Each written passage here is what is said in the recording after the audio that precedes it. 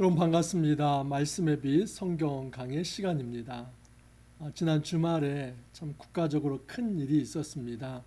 국회에서 대통령 탄핵이 있었습니다.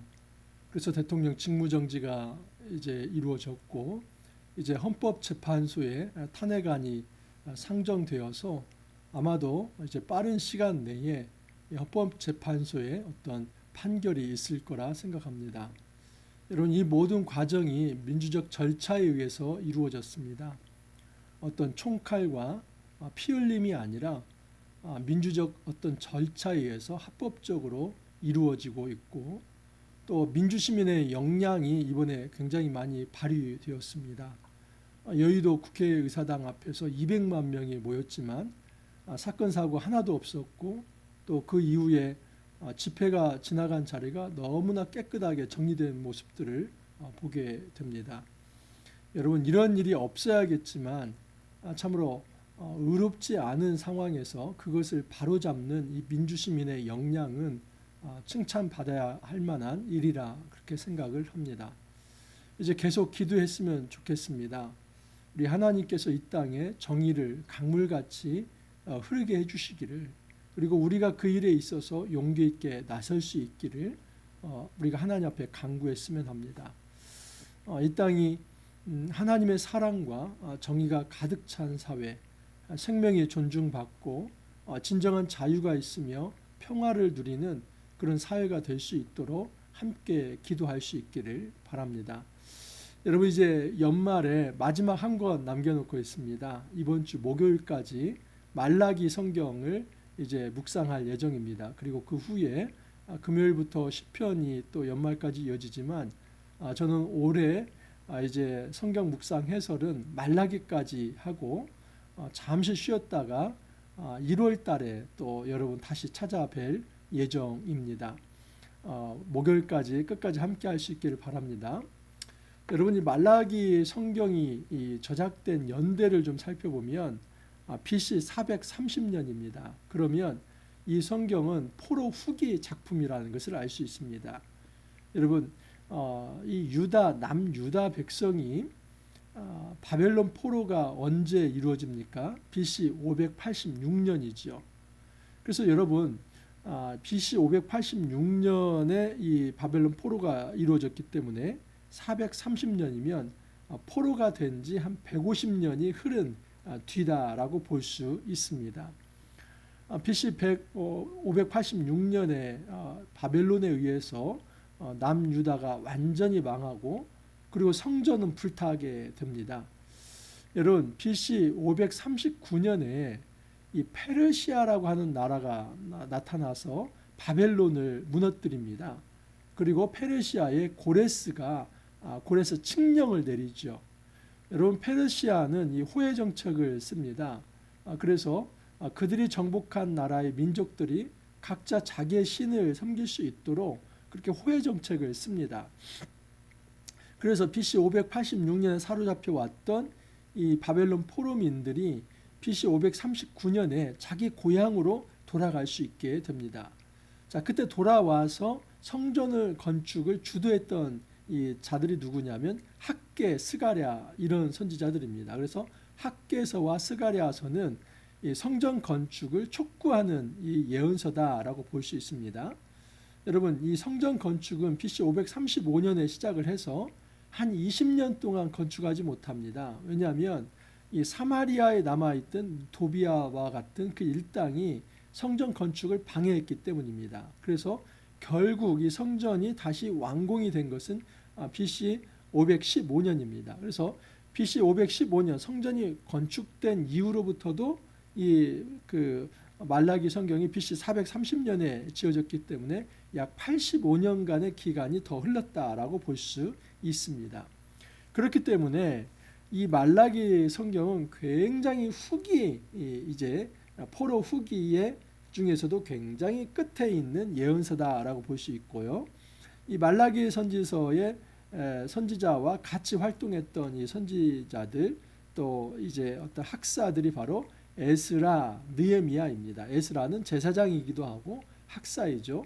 이 느헤미야는 또 총독이기도 합니다.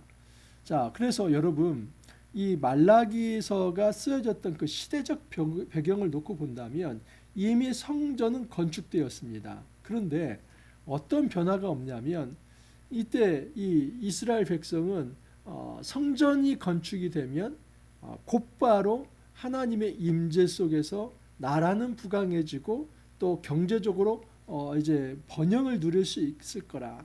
그래서 어떤 풍요가 시작될 거라 그렇게 생각을 했습니다. 그런데 성전이 건축되고 85년이 지나는데도 여전히 이 경제적으로 나아지지 않고 경제 부흥과 번영은 없었습니다. 그래서 이 백성들이 굉장히 힘들지요. 여러분 힘들기 때문에 이제 이 레위인들은 여러분 땅이 없지 않습니까? 그러면 이스라엘은 하나의 가족 공동체이기 때문에 12지파 중에서 이 레위인들은 땅이 없기 때문에 나머지 지파 사람들이 십시일반으로 돕습니다. 그게 11조의 개념입니다. 그래서 객, 고아, 과부 그 중에 가난한 부류가 바로 레위인입니다. 왜냐하면 땅이 없기 때문에 이들은 어떤 땅이 없어서 씨를 뿌릴 수 없고 또 소산물을 얻을 수 없습니다. 그래서 이 레위인과 고아와 과부와 객을 어떻게 챙기냐면 사회적으로 이제 나머지의 지파, 땅이 있는 지파 사람들이 그 소산물 중에 10분의 1을 들여서 1년 소산물입니다. 10분의 1을 들여서 살게 합니다. 그래서 레위인들은 이 백성들의 11조가 없으면 굶어 죽을 수밖에 없습니다. 그리고 레위인들은 또 제사장에게 10분의 1을 바칩니다. 그래서 제사장, 레위인, 백성은 서로의 이 11조가 전달이 되지 않으면 제사장, 레위인 다 배고플 수밖에 없어요. 그래서 구조적으로 이제 경제적으로 부흥하지 못하고 또 실망하고 낙심한 자들이 제대로 11조도 하지 않고 이런 상황 속에서 레위인들은 제사 업무에 성전 업무에 집중하기보다는 딴짓을 하는 것이죠. 다른 곳으로 나갑니다. 그랬을 때 여러분 이 제사 업무가 제대로 될 수 있겠습니까? 제사장들은 자기들에게 오는 이제 재물이 없기 때문에 어떻게 됩니까? 그냥 이제 좋은 것은 자기가 취하고 그리고 좀 이 말라빠진 것 또는 흠이 있는 것 성경에 말하는 이 부정한 것들을 하나님께 드리기 시작합니다. 그래서 예배 자체가 총체적으로 아주 타락해 버린 겁니다. 역설이죠. 여러분 포로에서 돌아와서 성전을 건축하면 나라가 부흥해지고 그리고 풍요가 있고 이제 그래서 더 하나님을 잘 섬길 것처럼 보이지만 여전히 가난하고 또 이 제사가 무너지고 또 이 제사장들은 하나님 앞에 제대로 제사하지 못하는 부정이 일어나게 된 겁니다. 그래서 이 말라기에서 여러분 예배 부흥에 대해서 아주 강조해서 얘기하는 겁니다. 말라기에서 아주 핵심 주제 중에 하나가 예배 개혁입니다. 나중에 이제 뒤에 11조 개념도 나오지만 사실은 다 이것은 헌금을 갈취하는 게 아니라 지금 예배에 대한 개혁 속에서 너희들이 구조적으로 예배가 이렇게 이제 무너질 수밖에 없었던 이유가 무엇인가를 얘기하면서 백성들의 11조 문제를 이야기하는 것입니다. 자, 그 부분은 이제 뒤에 가서 또 말씀을 드리겠습니다. 자, 오늘 말씀에서 하나님께서 이스라엘 백성을 얼마나 사랑하였는지 먼저 그 고백을 합니다. 하지만 이스라엘 백성은 그 하나님의 사랑이 이게 현실적으로 느껴지지 않는 겁니다. 그래서 하나님 앞에 불평을 합니다. 그렇지만 하나님은 이스라엘 백성을 향해서 내가 너희들을 너무나 사랑했다. 너희들은 나의 특별한 소유다 하는 것을 이야기합니다. 자, 먼저 1절에서 5절을 한번 먼저 살펴봅니다. 여호와께서 말라기를 통하여 이스라엘에게 말씀하신 경고라 하면서 이 경고라는 말 자체는 하나님께서 주신 묵시의 말씀이다 하는 겁니다. 여호와께서 이르시되 내가 너희를 사랑하였노라. 하나님의 선언입니다. 하나님이 이스라엘 백성을 너희가 너를 정말 특별히 사랑했다. 이 사랑은 아주 배타적 사랑이라는 겁니다. 배타적 사랑이라는 건 이런 거죠. 쉽게 말하면 내가 너만 사랑했다는 겁니다. 다른 데 돌아보지 않고 내가 너만 사랑했다. 그래서 하나님이 그렇게 이스라엘 백성을 향해서 사랑 고백을 합니다. 그런데 너희는 이르기를 주께서 어떻게 우리를 사랑하셨나이까 하는도다. 여러분 이것은 어떤 말이나 똑같으냐면 하나님께서 내가 너희를 사랑했다 하니까 백성들이 하나님 우리를 언제 사랑하셨어요? 아니 하나님이 사랑하셨다면 우리가 왜 이렇게 배고파야 돼요? 왜 우리가 이렇게 이제 경기 침체를 맞아야만 돼요? 경제적으로 왜 이렇게 힘들어요? 우리가 왜 이렇게 가난해야 돼요? 그냥 불평 불만이 여기까지 올라와 있습니다. 백성들이 하나님 앞에서 그들의 어떤 이 경제적으로 낙후된 것을 가지고 그 배고픔의 문제를 가지고 불평하고 있습니다.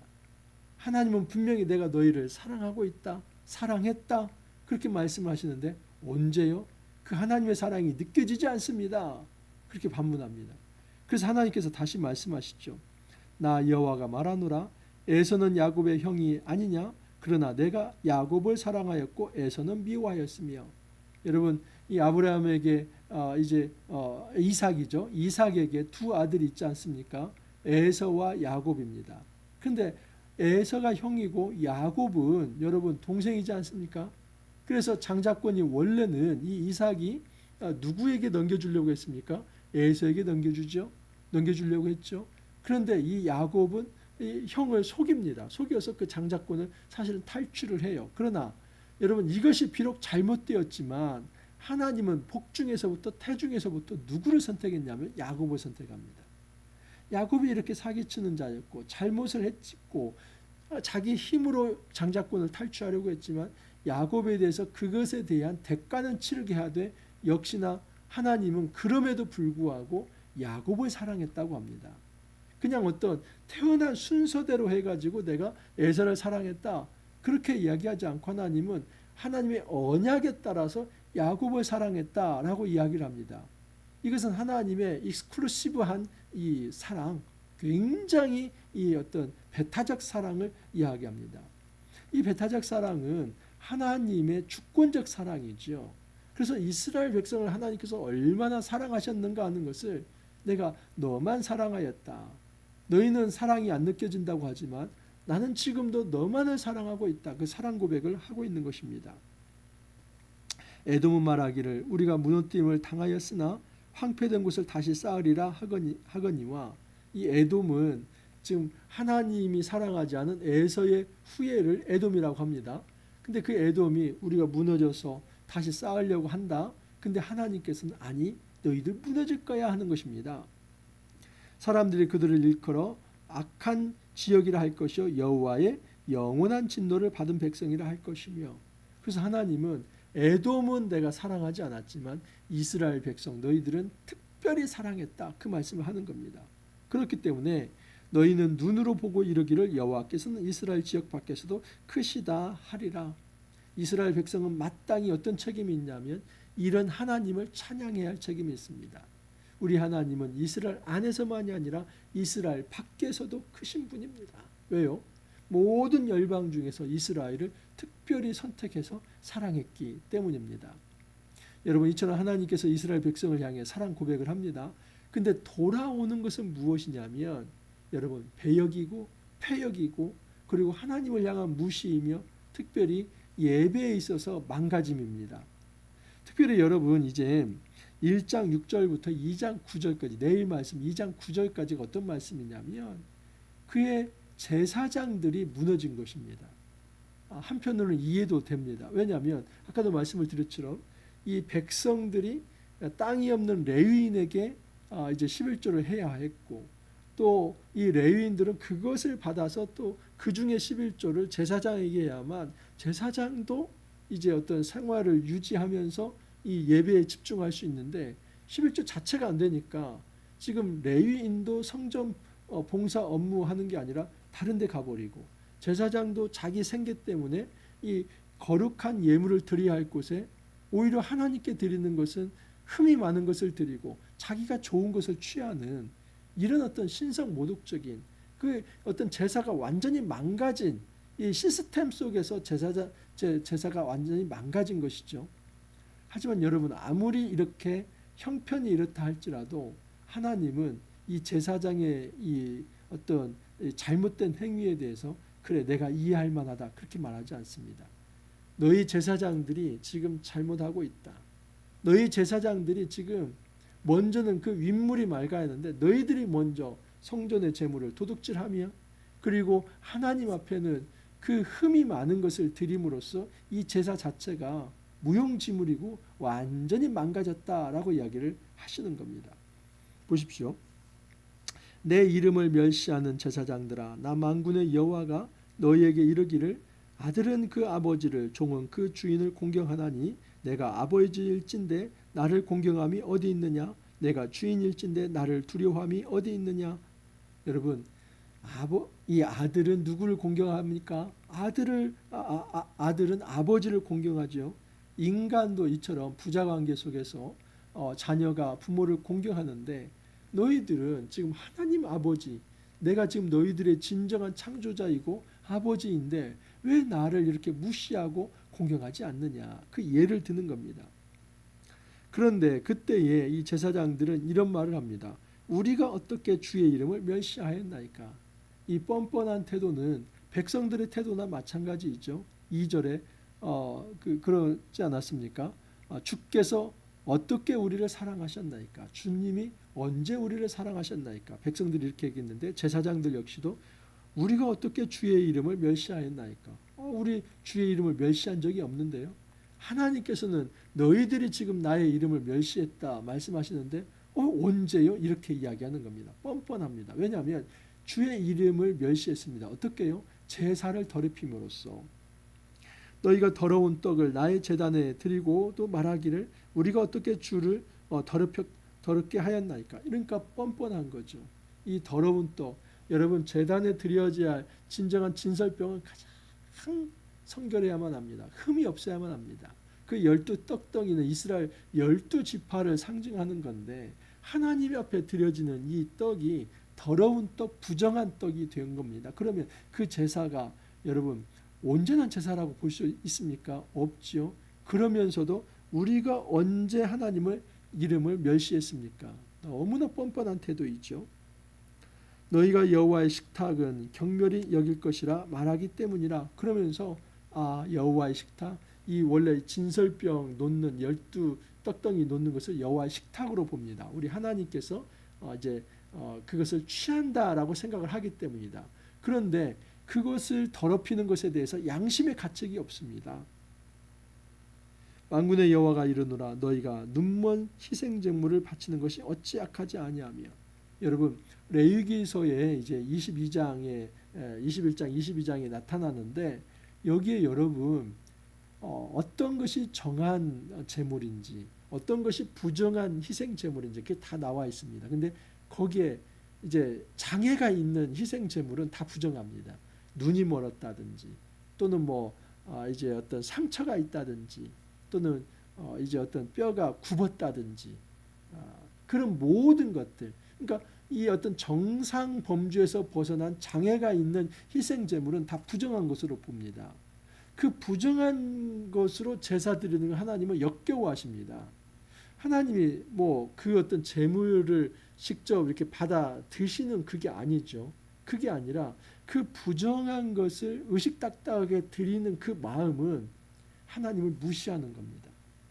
그러니까 그 제물의 어떤 물리적 상태를 말하는 게 아니라 그렇게 부정한 것을 드리면은 내 이름을 무시하는 거라고 분명히 경고를 했음에도 불구하고 좋은 것은 자기가 취하고 나쁜 것을 하나님 앞에 드리면서 하나님의 식탁을 우리가 언제 더럽혔습니까? 이렇게 뻔뻔한 얘기를 하는 것은 하나님께서 정말 가증스럽게 여긴다는 것이죠. 그 제사장들 하나님 징계하시는 겁니다. 정말 하나님께서 꾸짖고 계시는 겁니다.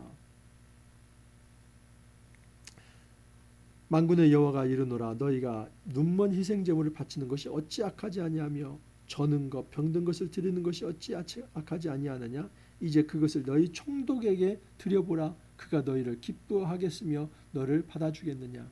인간 총독에게 한번 그거 갖다 줘봐라. 그러면 그 인간 총독도 그런 어떤 부정한 이제 짐승의 제물 음식을 기뻐하겠느냐. 인간도 그것을 기뻐하지 않는다면 하나님은 얼마나 그것을 기뻐하지 않겠느냐. 여러분 우리는 꼭 기억해야만 합니다. 하나님이 그 물리적 상태에 의해서 하나님이 마음이 왔다 갔다 하는 게 아니라 그것을 드리는 인간의 마음을 살피는 겁니다. 분명히 부정한 제물인데 그걸 의식딱딱하게 그냥 재물이라고 하고 드리고 자기는 더 좋은 것을 취한다면 하나님은 그것은 너무나 부정한 어떤 가증한 예배로 하나님께서 말씀하시는 겁니다. 그래서 하나님께서 제사를 거부하죠. 만군의 여호와가 이르노라 너희는 나 하나님께 은혜를 구하면서 우리를 불쌍히 여기소서 하여 보라 너희가 이같이 행하였으니 내가 너희 중에 하나를 받겠느냐. 하나님은 제사 거부하겠다는 겁니다. 그래서 이런 말씀을 합니다. 내 제단 위에 헛되이 불사르지 못하게 하기 위하여 너희 중에 성전 문을 닫을 자가 있었으면 좋겠도다. 이제 그냥 다 셔터 내리고 그냥 문 닫아라. 희생제물 그 불씨 다 꺼라. 원래 그 불씨 꺼지면 안 됩니다. 근데 희생제물 그 불씨 다 꺼버리고 그리고 성전 문 내려라.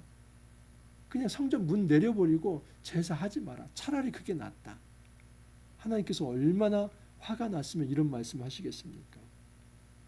그러면서 내가 너희를 기뻐하지 아니하며 너희가 손으로 드리는 것을 받지도 아니하리라. 하나님 이런 예배는 받지 않겠다는 겁니다. 하나님께서 정직하지 않고 정결하지 않고 마음이 담기지 않은 상태에서 그냥 옛다 하나님 가지시죠. 이런 예배 절대 하나님 받지 않으신다는 겁니다. 만군의 여호와가 이르노라 해 뜨는 곳에서부터 해 지는 곳까지 이방 민족 중에서 내 이름이 크게 될 것이라. 하나님이 오죽 이런 말씀을 합니까? 먼저 하나님의 영광의 이름이 빛나야 할 곳은 성전입니다. 근데 그 성전이 이제 죄의 소굴이 되었고 하나님을 무시하는 신성 모독의 소굴이 되었기 때문에 오직 하나님의 영광의 이름은 열방 중에서 기뻐할 것이다. 해 뜨는 곳에서 해 지는 곳까지 이것은 모든 다른 열방에서 하나님의 이름은 높아질 것이지만 정작 이 하나님의 이름이 있어야 이 성소에서는 하나님은 그의 영광이 사라질 것이다. 여러분 이런 차원에서 건물 하나 다 잘 지어놓고 그것에 이제 어떤 자기의 신앙을 다했다고 생각을 하며 그것을 성전이라고 얘기하면서 오히려 그 안에서 잘못된 예배가 드려진다면 하나님은 그 건물이 무슨 의미가 있느냐. 성전이라고 하는 그 건물이 무슨 의미가 있느냐. 너희들의 그 예배가 그렇게 더럽고 부정하다고 한다면 그 성전이라고 지어놓고 예배한다는 것이 무슨 의미가 있느냐. 그 말씀을 하시는 겁니다. 내 이름을 더럽히는도다. 그렇게 말씀합니다. 만군의 여호와가 이르노라 너희가 또 말하기를 이 일이 얼마나 번거로운고 하며 코 웃음치고 훔친 물건과 저는 것 병든 것을 가져왔느니라. 그래서 하나님께 너무나 부정한 것 훔친 물건 저는 것 병든 것을 코 웃음치면서 딱 가지시오 이렇게 하면서 제사한다는 겁니다. 여러분 이런 예배는 절대 드리면 안 됩니다. 이것은 이런 마음으로 예배를 드리면 하나님께서 오히려 정말 기뻐하시는 게 아니라 화가 더 치미시며 하나님의 저주를 받을 일입니다. 너희가 이같이 봉헌물을 가져오니 내가 그것을 너희 손에서 받겠느냐? 우리 같으면 받겠습니까? 하나님 절대 받지 않겠다고 합니다. 흠이 있는 것으로 속여 내게 드리는 자는 저주를 받으리니 나는 큰 임금이요 내 이름은 이방 민족 중에서 두려워하는 것이 됨이니라. 만약에 그렇게 하는 자는 내가 저주를 내릴 것이다. 주님 말씀하십니다.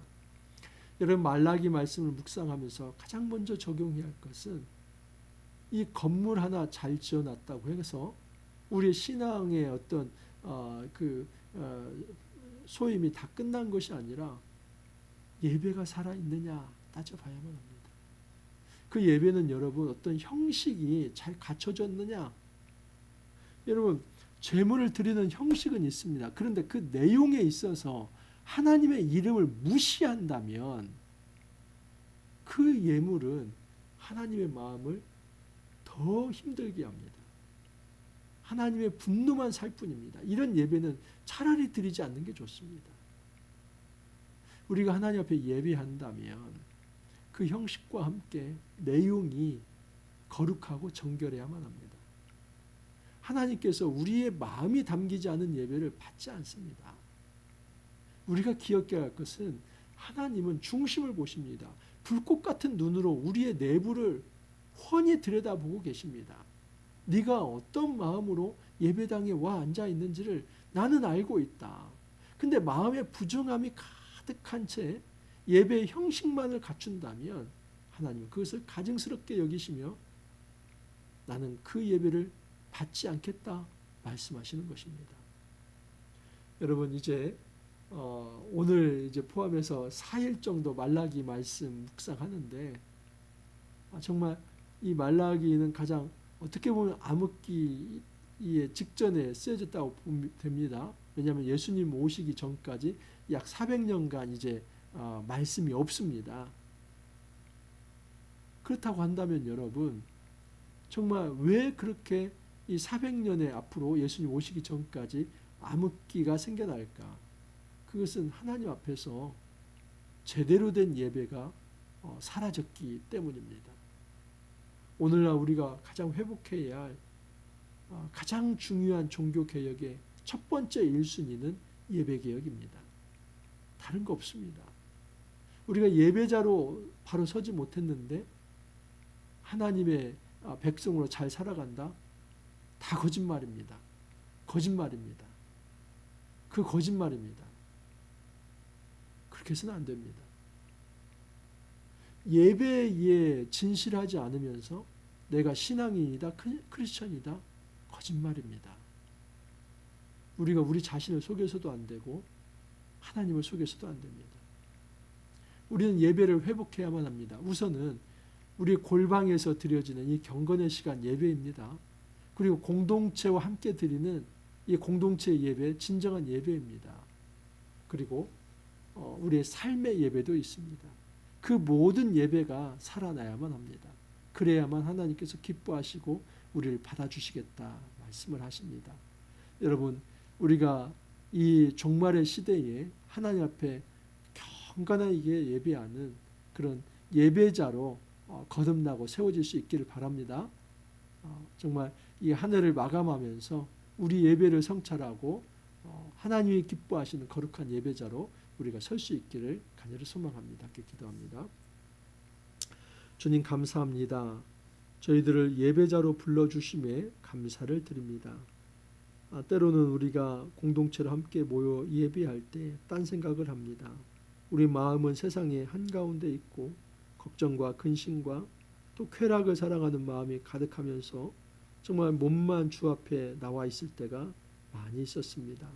주님 그런 우리들의 죄를 다 용서하여 주옵소서. 이제는 우리가 하나님 앞에 예배할 때 가증한 이중적 예배 드리지 않게 하옵소서. 하나님이 기뻐하실 만한 거룩한 예배를 우리가 드릴 수 있게 하여 주옵소서. 정말 어떤 것보다도 다른 어떤 것보다도 예배를 회복하면서 주 앞에서 우리의 신앙을 다시 회복할 수 있도록 주님께서 은혜 더하여 주옵소서. 주님 감사하옵고 예수님 이름으로 기도합나이다. 아멘. 또 한 주가 은혜롭게 시작되었습니다. 이제 한 해 몇 주 남지 않았지요. 끝까지 말씀으로 함께 할 수 있기를 바랍니다. 여러분 목요일까지 함께 하기를 바랍니다. 또 내일 기쁨으로 다시 찾아뵙겠습니다. 감사합니다.